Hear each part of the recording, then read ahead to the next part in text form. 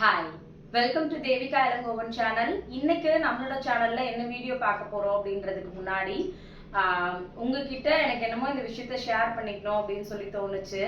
ஒரு 10 நிமிஷத்துக்கு முன்னாடி வரைக்கும் வந்து பார்த்தீங்கன்னா வேலையெல்லாம் முடிச்சுட்டு ஒரு மாதிரி அடுத்தது என்ன பண்ணலாம் அப்படின்னு யோசிச்சுட்டு இருந்தேன். ஒரு 10 நிமிஷத்துக்கு அப்புறம் எனக்கு ஒரு மெசேஜ் வந்துச்சு. அதை கேட்டதுக்கு அப்புறம் எனக்கு ரொம்ப ஒரு மாதிரி மனசு பாரமா இருக்குன்னு சொல்லுவாங்கல்ல, அது மாதிரி ரொம்ப பாரமாகவும் ஒரு மாதிரி எமோஷனலாகவும் ஒரு மாதிரி ரொம்ப சந்தோஷமாகவும் அப்படி எல்லாம் ஒரு மாதிரி மிக்ஸ்டு ஃபீலிங்கா வந்து இருக்கு. யூடியூப் ஸ்டார்ட் பண்ணதுக்கு அப்புறம் நிறைய பேர் வந்து பாத்தீங்கன்னா எனக்கு பேட் கமெண்ட்ஸ் பண்ணி முன்னாடியெல்லாம் வந்து அழ வைப்பாங்க. அதுக்காக நிறைய வந்து அழுதுருக்கேன்.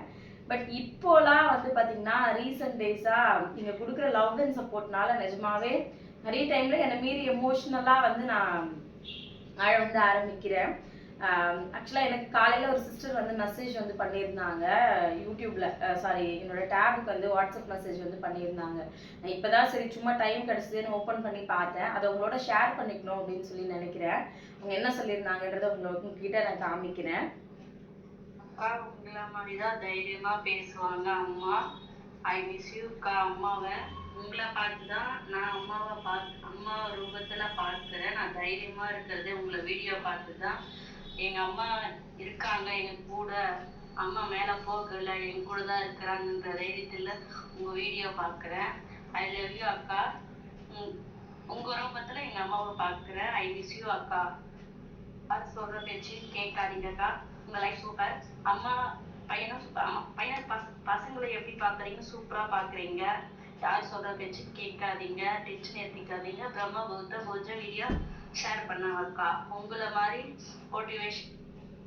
ஆக்சுவலாக அந்த சிஸ்டர் வந்து எனக்கு இப்போ மெசேஜ் வந்து பண்ணியிருந்தாங்க. என்னன்னா அவங்க அம்மா வந்து ஆக்சுவலாக இறந்துட்டாங்க அப்படின்னு சொல்லிட்டு சொல்லியிருந்தாங்க. அம்மா இறந்து இன்னையோட கரெக்டாக 5 மாதம் ஆகுது. பட் எனக்கு உங்களை பார்க்கும்போது என்னோட அம்மா மாதிரி தான் வந்து இருக்கும். ஏன்னா எங்கள் அம்மா உங்களை மாதிரி தான் இருப்பாங்க, ரொம்ப போல்டாக இருப்பாங்க. இந்த 5 மாசமா நான் ரொம்ப நிம்மதியாக இருக்கேன் அப்படின்னா உங்கள் வீடியோஸ் தான் காரணம் அப்படின்ற மாதிரி வந்து சொல்லியிருந்தாங்க. ஏன்னா நமக்கு எப்பவுமே லைஃப்ல சொல்லுவாங்கல்ல, நமக்கு யார் இருந்தாலுமே அம்மா இருக்க மாதிரி ஒரு விஷயம் வந்து இருக்காது. அதை தாண்டி நம்ம யாரையுமே அம்மா கூட அவ்வளோ ஈஸியாக வந்து கம்பேரோ கனெக்டோ வந்து பண்ணிக்க மாட்டோம். பட் இப்போ ரீசன்ட் டேஸாவே நிறைய பேர் சொல்றது வந்து எனக்கு உங்களை பார்த்தா எங்க அம்மா மாதிரி இருக்கு அப்படிலாம் சொல்லும் போது எனக்கு நிஜமாவே ரொம்ப எமோஷனலாகவும் ஒரு மாதிரி என்ன சொல்றதெல்லாம் தெரியல, ஒரு மாதிரி எனக்கு சொல்ல தெரியல. தேங்க்யூ, அது மட்டும்தான் சொல்லணும்னு நினைச்சேன். என்னை நிறைய பேர் வந்து ரொம்ப கஷ்டம்லாம் படுத்திருக்காங்க இந்த யூடியூப்ல. பட் இந்த யூடியூப் மூலமா எனக்கு இவ்வளோ பேர் கிடைச்சிருக்கீங்க அப்படின்னு நினைக்கும் போது எனக்கு இன்னும் ரொம்ப சந்தோஷமா வந்திருக்கு. இன்னொருத்தங்க இனியா சிஸ்டர்னு ஒருத்தங்க இருக்காங்க. ஆக்சுவலா அவங்க அம்மாவும் வந்து இல்லை. பட் வந்து டெய்லி அவங்க அம்மாவுக்கு வந்து லெட்டர் வந்து எழுதுவாங்களாம். அவங்க அம்மா இறந்துட்டாங்க, பட் லெட்டர் எழுதுவாங்களாம். எழுதும்போது அவங்க சொல்லி எழுதுமா, தேவிகா அக்கா வந்து இன்னைக்கு இதை சொல்லியிருந்தாங்க, நீங்க என்ன சொல்லணும்னு நினைச்சு அவங்க ஒரு தடவை என்கிட்ட சொல்லும் போது எங்க அம்மா வந்து நான் ஏதாவது கஷ்டமா இருப்பேன், அன்னைக்கு ஈவினிங் நீங்க வீடியோ போடுவீங்க, நான் என்ன கஷ்டமா இருந்தனோ அதுக்கான பதில் எங்க அம்மா உங்க மூலியமா சொல்ற மாதிரி எனக்கு எப்பவுமே தோணும் அப்படின்னு சொல்லிட்டு எனக்கு எப்பவுமே மெசேஜ்ல வந்து சொல்லுவாங்க. நான் இதுக்கெல்லாம் என்ன உங்களுக்கு பண்ணியிருக்கேன்றதுலாம் தெரியல. பட் எனக்கு அவ்வளோ சப்போர்ட் வந்து கொடுக்குறீங்க, ரொம்ப ஹாப்பியா இருக்கு. Thank you so much. என்னை வீடியோஸ் பார்க்குற யாருமே வந்து வேற யாரோ மாதிரிலாம் பார்க்கறதே வந்து கிடையாது. உங்கள் ஃபேமிலியில் ஒரு ஆளாக நினச்சி தான் வந்து என்னை பார்க்குறீங்க. எங்கள் அக்கா சொல்லித்தர மாதிரி இருக்கு, எங்கள் அம்மா எனக்கு சொல்லித்தர மாதிரி இருக்கு அப்படிலாம் சொல்கிறீங்க. நான் எனக்கு தெரிஞ்ச சில விஷயங்களை உங்களோட நான் வந்து ஷேர் பண்ணிக்கிறேன், அவ்வளோதான். இருந்தாலும் நீங்கள் கொடுக்குற லவ்லாம் வந்து என்னால் நிஜமாவே தாங்க முடியாமல் தான் நான் இப்போ வந்து அழறேன். ஒரு மாதிரி ரொம்ப மனசு பாரமா இருக்கு, ஒரு சைடு சந்தோஷமாவும் இருக்கு.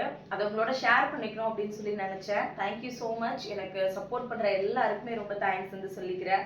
லைவ்ல கூட சில பேர் வந்து கேட்டது, அக்கா இன்னைக்கு என்ன வீடியோ வந்து நீங்க அப்லோட் பண்ண போறீங்க அப்படின்ற மாதிரி வந்து கேட்டிருந்தீங்க. ஆக்சுவலா இன்னைக்கு என்ன வீடியோ அப்படின்னு பாத்தீங்கன்னா எதை பத்தின வீடியோ அப்படின்றது வந்து உங்ககிட்ட நான் வந்து ஷேர் பண்ணிக்கிறேன். ஒரு 2 மினிட்ஸ் டைம் மட்டும் எடுத்துக்கிறேன். எனக்கு ஒரு மாதிரி பேச முடியல, இது உங்களால புரிஞ்சுக்க முடியும் அப்படின்னு சொல்லிட்டு கண்டிப்பா நானுமே வந்து நினைக்கிறேன்.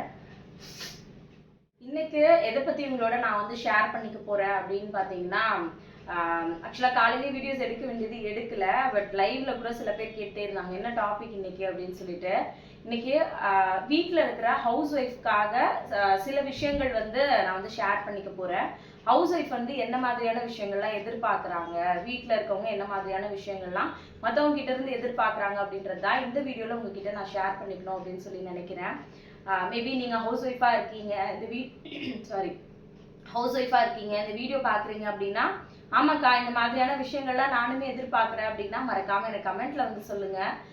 எத்தனை பேர் நான் சொல்லியிருக்க விஷயங்களை வந்து எதிர்பார்க்குறீங்க அப்படின்னு சொல்லிட்டு நானுமே வந்து தெரிஞ்சுக்கிறேன். அதே மாதிரி நிறைய பேருக்கு இவ வீட்டில் தானே இருக்கா அப்படின்னு சொல்லிட்டு நம்மளோட வேல்யூ வந்து நம்மளோட இம்பார்ட்டன்ட் வந்து நிறைய பேருக்கு தெரியறதே வந்து கிடையாது. மேபி ஒருவேளை அவங்க வீட்டிலே இருந்து நம்ம செய்கிற வேலை எல்லாத்தையும் செஞ்சா ஒருவேளை அந்த அருமை அவங்களுக்கு புரியுமா என்னன்றதும் தெரியல. நிறைய பிரதர்ஸ் வந்து நம்மளோட சேனலை வந்து பார்க்குறீங்க, லாங் வீடியோஸ் வந்து பார்க்குறீங்க. மேபி உங்களுக்காக வந்து சொல்லிக்கிறேன், இந்த கமெண்ட்ஸை போய் கொஞ்சம் போய் பாருங்க. பார்த்தீங்க அப்படின்னா எவ்வளோ பேர் எவ்வளோ ஃபீல் பண்ணி கமெண்ட் பண்ணியிருப்பாங்க, என்ன மாதிரியான அவங்களோட விஷயங்கள்லாம் ஷேர் பண்ணிப்பாங்க அப்படின்றத உங்களால் வந்து புரிஞ்சுக்க முடியும். அதனால் உங்களோட ஒய்ஃபாக இருக்கலாம், அம்மாவாக இருக்கலாம், வீட்டில் இருக்காங்க அப்படின்றதுக்காக அவங்களோட வேல்யூ என்றைக்குமே உங்களுக்கு தெரியாமல் இருக்கக்கூடாது. அதுக்காக தான் இந்த வீடியோ வந்து ஷேர் பண்ணுறேன்.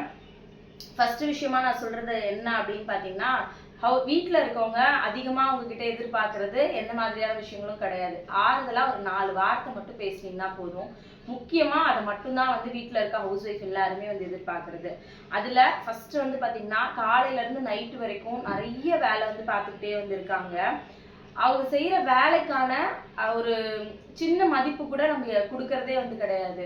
நிறைய பேர் வந்து என்கிட்ட சொல்கிறது என்ன அப்படின்னா, எனக்கு தெரிஞ்சவங்களே சில பேர் சொல்கிறது என்னன்னா, ஷூட்டிங் போயிருப்பேன், அங்கே பார்த்தீங்கன்னா கால் பண்ணுவாங்க அவங்க ஒய்ஃப்க்கு. கால் பண்ணிட்டு, உன்னால் அந்த ட்ரெஸ்ஸு கூட ஒழுங்காக அயன் பண்ணி வைக்க முடியாதா, நான் இங்கே வந்து வேலை பார்க்குறேன், நீ வீட்டில் தானே இருக்க அப்படின்ற வார்த்தையை வந்து சொல்லுவாங்க. அது இந்த பக்கத்துலேருந்து ரொம்ப ஈஸியாக வந்து சொல்லிடுறாங்க. அதை தாண்டி இத்தனை பேர் முன்னாடி நம்ம ஒய்ஃபை வந்து இப்படி பேசுகிறோமே அப்படின்றத ஒரு செகண்ட் கூட யோசிக்கிறது வந்து கிடையாது. அவங்களுக்கு தெரியும்ல, அவர் ஒரு இடம் ஷூட்டிங்கில் இருக்காரு, அவரை சுற்றி நிறைய பேர் இருப்பாங்க, நம்மளை இப்படி பேசுகிறாங்களே அப்படின்றது அவங்களுக்கு எந்த அளவில் வந்து ஹர்ட் ஆகும். அதை நிறைய பேர் வந்து புரிஞ்சுக்கிறதே கிடையாது. நான் அதை கண்கூடாக வந்து பார்த்துருக்கேன். நம்ம செய்கிற வேலையோட நம்ம செய்கிற வேலை எல்லாமே வந்து பார்த்திங்கன்னா ரொம்ப வேல்யூவான வேலைன்னு கண்டிப்பாக நான் சொல்லுவேன். ஏன் அப்படின்னா, நம்ம வந்து இங்கே எல்லா வேலையும் இப்படி பார்க்கல அப்படின்னா நம்ம வீட்டில் இருக்கவங்களால வெளியில் போயிட்டு நிம்மதியாக எந்த வேலையுமே பண்ண முடியாது. நீங்கள் காலையில் ஒழுங்காக சாப்பாடு செய்யாமலோ, ஒழுங்காக உங்கள் பசங்களை பார்த்துக்காமலோ, வீட்டை நீட்டாக வச்சுக்காமலோ இருந்தீங்க அப்படின்னா அவங்களால நிம்மதியாக போய் எப்படி வேலை பார்க்க முடியும்? அவங்க கொடுக்குற சம்பாத்தியத்தில் நீங்கள் ஒழுங்காக ஃபேமிலியை ரன் பண்ணல அப்படின்னா எப்படி அவங்களால வந்து நிம்மதியாக ஒரு விஷயத்த பண்ண முடியுன்றதை நிறைய பேர் புரிஞ்சுக்கிறதே வந்து கிடையாது.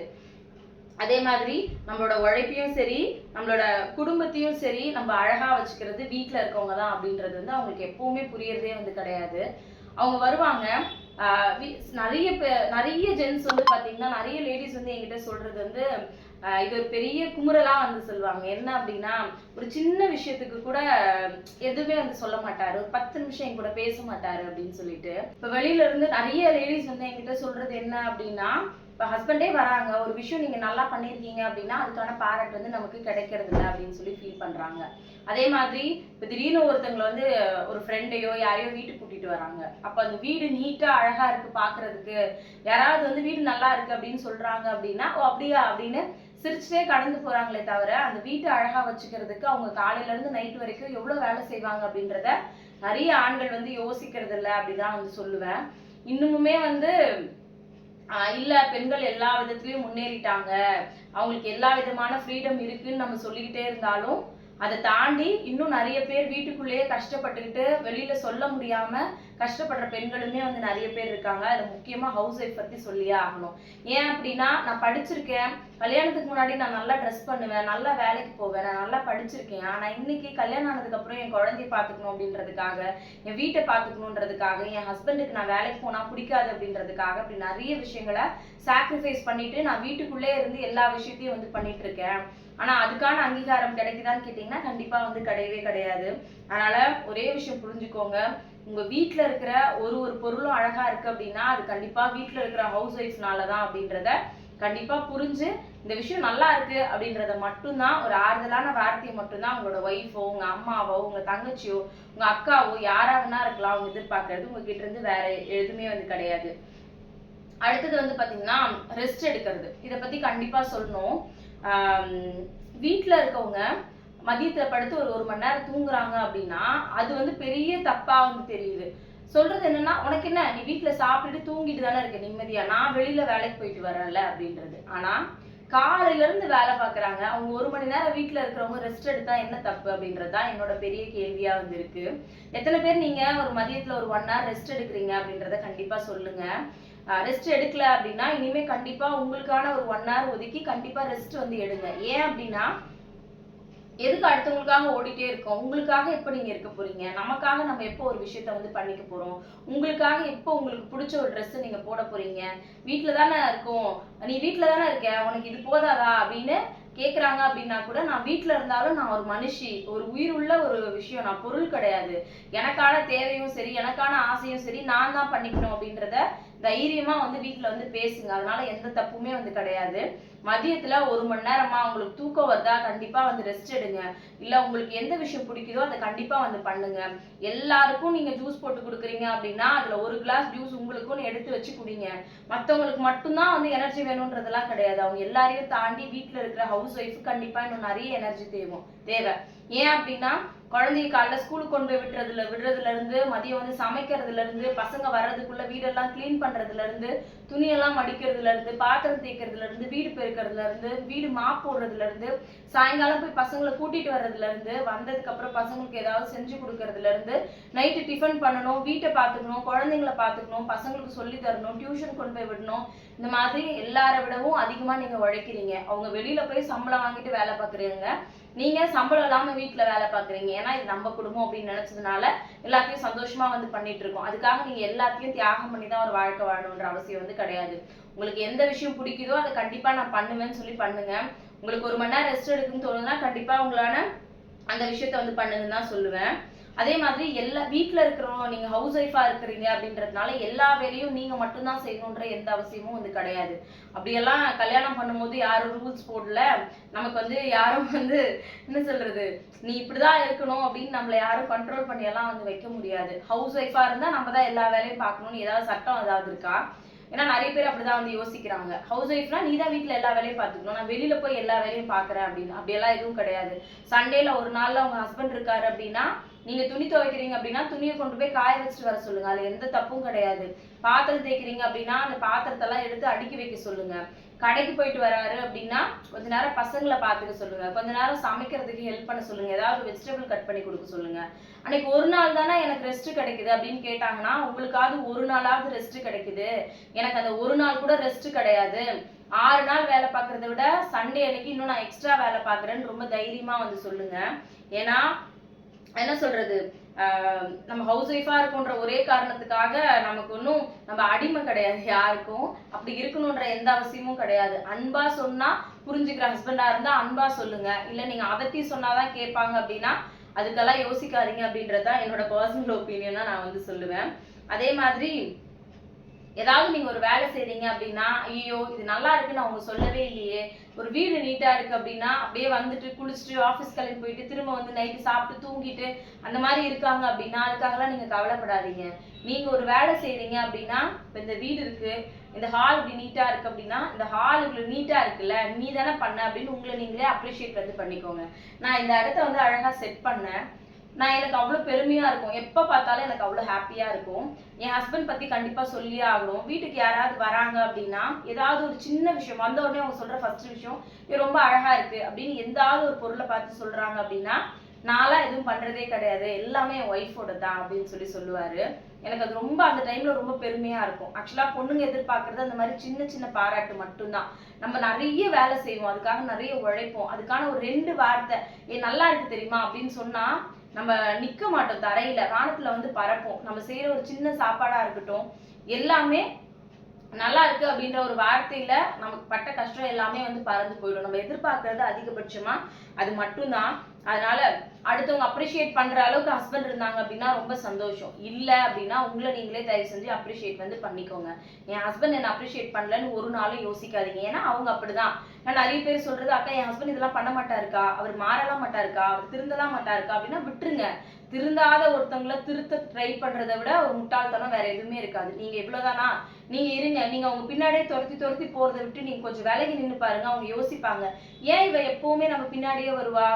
இது இப்ப நீங்க சமைக்கிறீங்க அப்படின்னா நீங்க கேட்பீங்கல்ல, சாப்பிடுறீங்கல்ல, சாப்பிடும்போது சாப்பாடு நல்லா இருக்குன்னு கூட சொல்ல முடியாதான்னு நீங்க ஒரு விஷயம் வந்து கேட்கும் போது அங்க எப்படி கன்வே ஆகும் அப்படின்னா நிம்மதியா சாப்பிட கூட விட மாட்டேங்கிற என்ன, ஒரு நாள் நிம்மதியா சாப்பிட முடியுதா, இதுக்கு நான் வேலைக்கே போயிருக்கலாம் அப்படின்ற ஒரு கொஸ்டின் வந்து வரும். சமைக்கிறீங்களா, அவங்க சொல்ல மாட்டாங்கன்னு தெரியுதா, கேட்கவே கேட்காதீங்க. அவங்க யார் சொல்றது உங்க சாப்பாடு நல்லா இருக்குன்னு? அவங்க சொல்ல விருப்பம் இல்லைன்னா விட்டுருங்க. ஆனா அவங்க கண்டிப்பா யோசிப்பாங்க, இவன் நம்ம கிட்ட எப்பவுமே கேட்பாளே, ஏன் கேட்கல. அதே மாதிரி உங்களை ரொம்ப கஷ்டப்படுத்துறாங்க, உங்களுக்கு எந்த அப்ரிசியேஷனுமே உங்க வீட்டுல கிடைக்கல அப்படின்னா எப்பவுமே கத்திக்கிட்டே இருக்காதீங்க, எப்பவுமே அடுத்தவங்களை திட்டிக்கிட்டே இருக்காதீங்க. அமைதியா இருந்து பாருங்க, அந்த அமைதிக்கான வேல்யூ உங்களுக்கு கண்டிப்பா வந்து கிடைக்கும், அதுக்கான ரெஸ்பெக்ட் உங்களுக்கு கண்டிப்பா வந்து கிடைக்கும். எப்பவுமே ஒருத்தி வீட்டுக்குள்ள கத்திக்கிட்டே இருப்பா, இது இது பண்ணல, நீங்க எனக்கு அது பண்ணலன்னு சொல்லிக்கிட்டே இருப்பா. ஆனா இப்ப அமைதியா இருக்காளே, ஒருவேளை அவ என்ன யோசிப்பா அப்படின்னு கண்டிப்பா நம்மளை கல்யாணம் பண்ண எல்லாருமே வந்து யோசிக்கதான் வந்து செய்வாங்க. அதனால அடுத்தவங்க உங்களை பாராட்டலன்னு சொல்லி தயவு செஞ்சு யோசிக்காதீங்க. நீங்க பண்ற சின்ன சின்ன விஷயத்துக்கு, ஒரு குழம்பு நல்லா இருந்தா கூட, இன்னைக்கு நான் வச்ச குழம்பு நல்லா இருந்துச்சுன்னு நீங்களும் உங்களை வந்து பாராட்டிங்க வந்து கத்துக்கோங்க. அப்பதான் அடுத்த நாள் நீங்க உங்களை ஹாப்பியா வச்சுக்கிறதுக்கும் உங்களோட வேலை செய்யறதுக்கும் ரொம்ப உங்களுக்கு ஹெல்ப்ஃபுல்லா இருக்கும். ஏன்னா நீங்க சந்தோஷமா இருந்தீங்கன்னா மட்டும்தான் உங்க வீடு சந்தோஷமா இருக்கும். அதை எத்தனை பேர் ஃபீல் பண்ணுவீங்கன்றதுலாம் தெரியல. நான் எப்பவுமே அந்த விஷயத்தை பத்தி யோசிப்பேன். ஏன் அப்படின்னா, நான் ஹெல்த் வைஸ்லயும் சரி, என்னோட மென்டல் ஹெல்த்லயுமே சரி, நான் ஹெல்தியா இருந்தாலும் நான் ரொம்ப ஹாப்பியா இருந்தா மட்டும்தான் என் வீட்டை ரொம்ப சந்தோஷமா வந்து என்னால பாத்துக்க முடியும். நீங்க ஒரு 2 நாள் உடம்பு சரியில்லைன்னு படுத்து பாருங்க, இந்த வீடு எந்த நிலைமையில இருக்குன்னு. அப்பதான் அவங்களுக்கு வந்து புரியும். நீங்க படுத்துட்டீங்க அப்படின்னா அந்த வீட்டை வந்து இந்த பாத்திரம் அப்படியே கிடக்கும், அந்த கிச்சன் அப்படியே கிடக்கும். பசங்களை ஒருவேளை ஸ்கூலுக்கே கிளப்பி அனுப்புறாங்க அப்படின்னா கூட நம்ம வீடு பழைய மாதிரி கண்டிப்பா வந்து இருக்காது. அதனால நம்ம ஹவுஸ் ஒய்ஃபா இருக்கமேன்னு ஒரு நாளும் யோசிக்காதீங்க. உங்க குடும்பத்தோட மொத்த சந்தோஷமும் உங்க கையில மட்டும்தான் இருக்கு. அதை எப்பவுமே யோசிச்சு ரொம்ப பெருமையா வந்து ஃபீல் பண்ணுங்க. என்னால சம்பாதிக்க முடியல, என்னால எந்த விஷயமும் பண்ண முடியல அப்படி நீங்க ரொம்ப லோவா ஃபீல் பண்றீங்க அப்படின்னா, நீங்க வந்து உங்க ஃபேமிலியவே ரன் பண்றீங்க. அது நீங்க வெளியில போயிட்டு வேற ஒரு இடத்துல வேலை செய்யறதை விட ஒரு பெரிய வேலை. வீட்டுல பசங்களை பாத்துக்கிறதும் வீட்டை நீட்டா வச்சுக்கிறத விட நிஜமாவே ஒரு பெரிய வேலை எதுவும் என்ன இருக்கும்லாம் சொல்ல முடியாது. நான் யோசிப்பேன், நான் ஷூட்டிங் போனேன்னா காலையில பிரேக்ஃபாஸ்ட் வந்து எனக்கு எடுத்துட்டு வந்து கொடுப்பாங்க, நான் சாப்பிடுவேன். 11 மணிக்கு ஜூஸ் கிடைக்கும், மதியம் லஞ்ச் வரும், 4 மணிக்கு ஸ்நாக்ஸ் வரும். நான் ஷார்ட் எப்போ போய் நடிப்பேன், மீதி நேரம் வந்து ரெஸ்ட் எடுப்பேன். ஆனா அதையே நான் யோசிப்பேன், அது ரொம்ப கஷ்டமா இருக்குல்ல அப்படின்னு யோசிப்பேன். ஆனா அதை கம்பேர் பண்ணும்போது இப்ப கூட என் வீட்டுல சொல்லுவேன், நான் ஷூட்டிங்கே போயிடலாம் போலடா, இங்க வீட்டுல இருந்து வேலை செய்யறதுக்கு அவ்வளவு வேலை இருக்கு வீட்டுல அப்படின்னு. ஒரு 3 வருஷமா நான் அப்படிதான் என்னோட வேலையை வந்து பார்த்துட்டு இருக்கேன். முடிஞ்சதுன்னா உங்களோட கெரியரையும் பில்டப் பண்றதுக்கு ட்ரை பண்ணுங்க, அடுத்த லெவல் கொண்டு போறதுக்கு முயற்சி பண்ணுங்க. நீங்க வேலைக்கு போல ஹவுஸ் ஒய்ஃபா இருக்கீங்கன்றதை தாண்டி வீட்டுல இருந்தே ஏர்ன் பண்றதுக்கு என்ன முயற்சி பண்ண முடியுமோ கண்டிப்பா அதை வந்து பண்ணுங்க அப்படிதான் நான் வந்து சொல்லுவேன். அதே மாதிரி ஏதாவது ஒரு சின்னதா மிஸ்டேக் பண்றீங்க, ஒண்ணுமே கிடையாது. நான் அன்னைக்கு என்னோட அக்கா வீட்டு ஃபங்க்ஷனுக்கு வந்து போயிருந்தேன். அப்போ வந்து உப்பு ஜாடி வந்து வாங்கி இந்த ரிட்டர்ன் கிஃப்டா கொடுப்பாங்கல்ல, கொடுத்துருந்தாங்க. எங்க அக்கா வந்து 2 ஜாடி எனக்கு வந்து கொடுத்துருந்தாங்க. நான் எடுத்துட்டு வந்திருந்தேன். ஒண்ணுத்துல கல் உப்பும் இவ்வளவு பெரிய ஜாடி, இன்னொன்றுல அந்த தூள் உப்புமே வந்து போட்டு வச்சிருந்தேன். காலையில 4 மணி இருக்கும். 4 மணிக்கு வந்துட்டு அந்த மூடியை வந்து எடுத்து இந்த பக்கம் வச்சுட்டு சமைப்பேன்ல, சாதம் வடிக்கிறதுக்காக அப்படி எடுக்கும் போது காலையில ஒரு 4:30 4:45 இருக்கும். டப்புன்னு விழுந்து ஜாடியோட மூடி வந்து உடஞ்சு போச்சு. நான் யோசிச்சது என்னன்னா, நான் தெரிஞ்சு இந்த தப்பை வந்து பண்ணல, அது உடஞ்சிருச்சு, அவ்வளவுதான். இதை பத்தி நம்ம இனிமே கவலையே படக்கூடாதுன்னு நான் அடுத்த வேலையை வந்து பார்க்க ஆரம்பிச்சிட்டேன். எதுக்காக இதை சொல்றோம் அப்படின்னா, நம்ம பண்ற ஒரு சின்ன, இதே உங்க ஹஸ்பண்ட் ஏதாவது ஒரு சின்ன விஷயம் பண்றாரு அப்படின்னா, ஐயோ உடஞ்சிச்சா சரி விடு புதுசு வாங்கிக்கலாம் அப்படின்னு ஈஸியா வந்து போயிடுவாங்க. பட் இதே நம்ம ஏதாவது ஒரு பொருளை உடைச்சிட்டோம் அப்படின்னாலோ, இல்லைன்னா தெரியாம ஒரு உப்பு ஜாஸ்தி ஆயிடுச்சுனாலோ, இல்லைன்னா ஒரு சாதம் வடிக்கும் போது கீழே கொட்டிட்டோம் அப்படின்னாலோ, இல்லை ஏதாவது ஒரு பொருளை வந்து வேஸ்ட் பண்ணிட்டோம் அப்படின்னாலோ, நம்ம மனசு வந்து ரொம்ப நமக்கு பதறிட்டே இருக்கும். ஐயோ நம்ம இன்னைக்கு இப்படி பண்ணிட்டோமே. பால் பொங்கிடுச்சுன்னா கூட சொல்றேன், ஐயோ 1/2 லிட்டர் பால் வாங்கினேன், அதுல 1/4 லிட்டர் கீழே போயிடுச்சு. நம்ம யோசிச்சு நம்மளே நம்ம வந்து ரொம்ப ஸ்ட்ரெஸ் ஆக்கிப்போம். தயவு செஞ்சு அந்த மாதிரி பண்ணவே பண்ணாதீங்க. இன்னைக்கு தப்பு பண்ணிட்டீங்கன்னா நாளைக்கு இந்த தப்பு பண்ணாம பாத்துக்கணும், அவ்வளவுதான். நான் யோசிச்சது அதுதான். இப்ப நான் இந்த இடத்துல வச்சுட்டு சமைக்கவே தான் அது கீழே தட்டி விழுந்து உடஞ்சிச்சு. அப்ப இனிமே இந்த இடத்துல எந்த பொருளையும் வைக்க கூடாதுன்றதை நான் ரியலைஸ் பண்ண வந்து ஆரம்பிச்சிட்டேன். அந்த மாதிரி உங்களோட லைஃப்ல ஏதாவது தப்பு பண்றீங்க அப்படின்னா, சின்ன விஷயங்கள் ஏதாவது மிஸ்டேக்கா நடக்குது அப்படின்னா, இன்னைக்கு இல்ல நாளைக்கு நம்ம அதை மாத்திக்கலாம், இனிமே இது நடக்காம பாத்துக்கலாம்னு சொல்லிட்டு நீங்க தான் உங்களை சொல்லி தேத்திக்கணும். அதே மாதிரி நீங்க ரொம்ப ஸ்ட்ராங்கானவங்க, அதை முதல்ல நீங்க வந்து புரிஞ்சுக்க வந்து கத்துக்கோங்க அப்படிதான் எப்பவுமே வந்து சொல்லுவேன். ஏன்னா நீங்க ஏதாவது ஒரு விஷயம் நினைக்கிறீங்க அப்படின்னா அதை விட டபுள் மடங்கு ட்ரிபிள் மடங்கு நீங்க வந்து செய்வீங்க. இந்த மாசம் உங்க ஹஸ்பண்ட் வந்து சொல்றாரு இவ்வளவுதான் காசு இருக்கு, இவ்வளவுதான் வந்து இருக்கு அப்படின்னா, அதுக்குள்ள உங்களால என்ன மேனேஜ் பண்ணி அந்த ஃபேமிலி ரன் பண்ண முடியுமோ கண்டிப்பா நீங்க வந்து பண்ணுவீங்க. இது இருந்தாதான் சமைப்பேன்னு நீங்க ஒரு நாளும் வந்து சொல்ல மாட்டீங்க. ஏன்னா நிறைய லேடிஸ் நான் பார்த்திருக்கேன், இருக்கிறத வச்சு அட்ஜஸ்ட் பண்ணி சமைப்பாங்க. அதுக்காக பசங்களுக்கு சரியா சாப்பாடு போடாமலாம் வந்து இருக்க மாட்டாங்க. ரொம்ப திருப்தியா என்னெல்லாம் செஞ்சு கொடுக்க முடியுமோ இருக்கிற அமௌண்ட்ல வந்து செஞ்சு வந்து கொடுப்பாங்க. அதே மாதிரி எவ்வளவு பிரச்சனை இருந்தாலும் ஹஸ்பண்டுக்கா இருக்கட்டும், பசங்களுக்கா இருக்கட்டும், அதெல்லாம் ஒரு பிரச்சனையும் இல்லை, பார்த்துக்கலாம் அப்படின்னு மனதைரியம் கொடுக்கறதே நீங்க தான். அப்போ நீங்க எவ்வளவு ஸ்ட்ராங் ஆனவங்க அப்படின்றத முதல்ல நீங்க புரிஞ்சுக்கோங்க. ஏன்னா நிறைய டைம்ல நம்ம வந்து பாத்தீங்கன்னா நான் ரொம்ப வீக்கா இருக்கேன், நான் ஃபினான்ஷியலா ஸ்ட்ராங்கா இல்லை அப்படின்றதுக்காக, ஃபினான்ஷியலா என்னால சம்பாதிக்க முடியல அப்படின்றதுக்காக நீங்க வீக் ஆனவங்கலாம் கண்டிப்பா வந்து கிடையவே கிடையாது. நீங்க ரொம்ப ஸ்ட்ராங்கானவங்க. ஏன்னா நீங்க தான் இந்த வீட்டோட பில்லர். நீங்க இல்ல அப்படின்னா உங்க வீட்டுல உங்க ஹஸ்பண்டோ பசங்களோ கண்டிப்பா கிடையவே கிடையாது. அதை முதல்ல நீங்க நம்புங்க. அப்பதான் அவங்களுக்கு வந்து நம்மளால புரிய வைக்க வந்து முடியும். அடுத்தது, நீங்க உங்க வீட்டுல உங்க பசங்களை நிறைய டைம்ல திட்டி இருக்கலாம், நிறைய டைம்ல ஸ்கூலுக்கு அடிச்சு அனுப்பியிருக்கலாம், இல்ல உங்க ஹஸ்பண்டோட நீங்க சண்டை போட்டிருக்கலாம். இது எல்லாத்தையும் தாண்டி நம்ம யோசிக்கிறது என்னன்னா, ஐயோ நம்ம ஒருவேளை நல்ல ஒய்ஃபா இல்லையோ, நம்ம ஒருவேளை நல்ல அம்மாவா இல்லையோ அப்படின்னு நமக்கே வந்து தோணும். இது எல்லாத்தையும் தாண்டி நீங்க எப்பவாவது சில டைம் தான் உங்க ஹஸ்பண்டை திட்டுவீங்க, உங்க பசங்களை திட்டுவீங்க. அது எல்லாத்தையுமே தாண்டி நிறைய டைம்ல நீங்க அவங்களுக்கு நிறைய லவ் வந்து கொடுப்பீங்க, அவங்க மேல நீங்க அதிக அன்பு வந்து வச்சிருப்பீங்க. அது ஒருவேளை அவங்க தப்பா புரிஞ்சுப்பாங்களோன்னுலாம் எப்பவுமே வந்து யோசிக்காதீங்க. ஏன்னா நீங்க காட்டுற அன்பு கண்டிப்பா அவங்களுக்கு வந்து புரியும். புரியாமலாம் யாருமே இருக்காது. அதனால நீங்க இந்த வீட்டுல இருக்கிறது, நான் வீட்டிலே இருக்கேன், நான் ஹவுஸ் ஒய்ஃப் அப்படின்றது ஒரு சாபமான விஷயம் வந்து கிடையாது, அது ஒரு வரமான விஷயம். கண்டிப்பா அதை அக்செப்ட் வந்து பண்ணிக்கோங்க. நான் என் வீட்டில் இருக்கிறத வரமா நினச்சிதான் நான் இருக்கேன். ஏன் அப்படின்னா எனக்கு பிடிச்சது என் ஃபேமிலி, என் ஹஸ்பண்டு, என் பசங்க. அவங்களுக்கு என்னெல்லாம் தேவையோ அதை நான் வீட்டில இருந்து அவங்க கூட இருந்து நான் ஒரு விஷயமும் பண்ணி கொடுக்குறேன். இது ஒரு மணி 11:30 மணி இருக்கும். என் ஹஸ்பண்ட் வந்து தூக்கம் வரல, எனக்கு யோசிச்சுக்கிட்டே இருந்தேன். அப்போ ஒரே விஷயம் தான் என்கிட்ட பேசும்போது வந்து சொன்னாரு, தங்கம் எப்பவுமே எங்களுக்காக நீ எந்த ஒரு விஷயத்தையும் காம்ப்ரமைஸ் பண்ணிக்கணுன்ற அவசியம் வந்து கிடையாது. உனக்கு நடிக்கணும்னு தோணுச்சா நீ தாராளமா, உனக்கு கால் வந்துச்சுன்னா ஷூட்டிங் போறதுன்னா போ, பசங்களை நான் பாத்துக்கிறேன். நீ எங்களை பாத்துக்கணும் அப்படின்றதுக்காக நீ உன்னோட ஃபியூச்சரை வந்து இழந்துடாத, உனக்கு பிடிச்ச ஒரு விஷயத்தை இழந்துட்டு நீ எங்களுக்காக எந்த விஷயமும் பண்ணாத அப்படின்னு.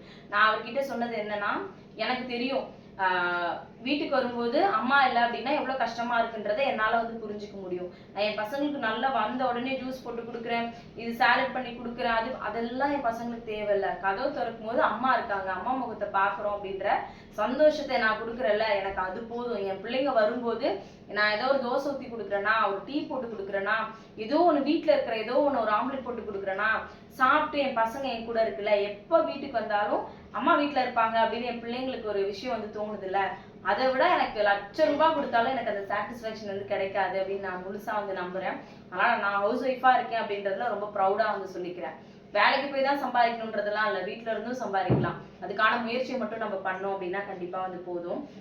அதே மாதிரி நிறைய பேர் புரிஞ்சுக்காத விஷயம் என்ன அப்படின்னா, ஹவுஸ் ஒய்ஃப் தான், நம்ம ஒய்ஃப் தான் வந்து பாத்தீங்கன்னா நம்ம வீட்டோட பில்லர்ன்றது நிறைய பேருக்கு வந்து தெரியறது கிடையாது.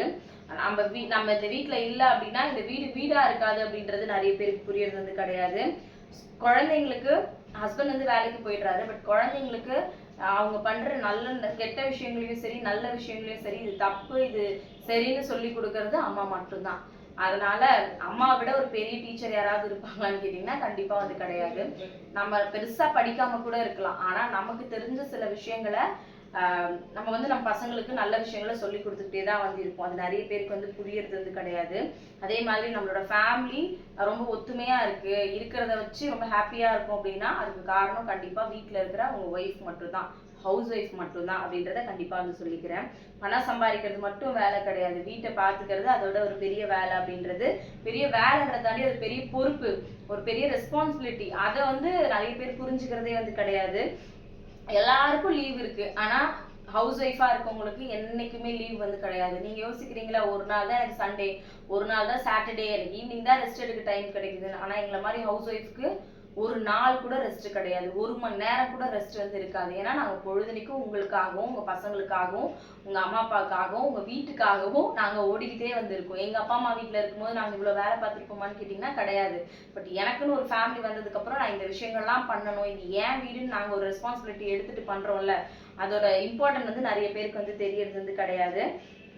லாஸ்டா சொல்றது என்ன அப்படின்னா, நம்மளோட சிரிப்பு தான், நம்மளோட அமைதி தான் நம்மளோட பெரிய பலம். நீங்க எப்பவுமே கடுகடுன்னு வேலை செஞ்சுட்டே இருக்கேன்னு சிடுன்னு பேசிட்டே இருக்கிறத தாண்டி உங்க வீட்டுல இருக்கவங்க உங்களை எவ்வளவு ட்ரிகர் பண்ணாலும் உங்களை எவ்வளவு ப்ரெஷர் கொடுத்தாலும் அமைதியா இருக்க கத்துக்கோங்க. யாரை பார்த்தாலும் என்ன விஷயம் நடந்தாலும் சிரிச்ச முகத்தோட கண்டிப்பா இருங்க, அது உங்களோட பெரிய பலமா வந்து எப்பவுமே வந்து இருக்கும். அதனால நீங்க இந்த மாதிரி சின்ன சின்ன விஷயங்கள் பண்ணீங்க அப்படின்னாலே கண்டிப்பா உங்க வீட்டுல இருக்கிறவங்க உங்களை அண்டர்ஸ்டாண்ட் வந்து பண்ணிப்பாங்க.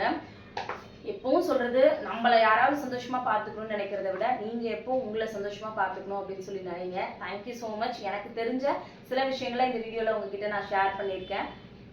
நான் ஒரு ஹவுஸ் ஒய்ஃபாக இருக்கிறதுனால நான் எதிர்பார்க்குற சில விஷயங்களை உங்ககிட்ட நான் சொல்லியிருக்கேன். ஆமாக்கா, நானும் இந்த மாதிரி விஷயங்கள்லாம் எதிர்பார்க்குறேன் அப்படின்னு நீங்கள் ஏதாவது நினச்சிங்க அப்படின்னா கண்டிப்பாக இந்த வீடியோவில் கமெண்ட் கீழே வந்து சொல்லுங்கள். Thank you so much. Love you all. Love you. Thank you so much. மறுபடியும் நாளைக்கு பார்க்கலாம். தேங்க்யூ.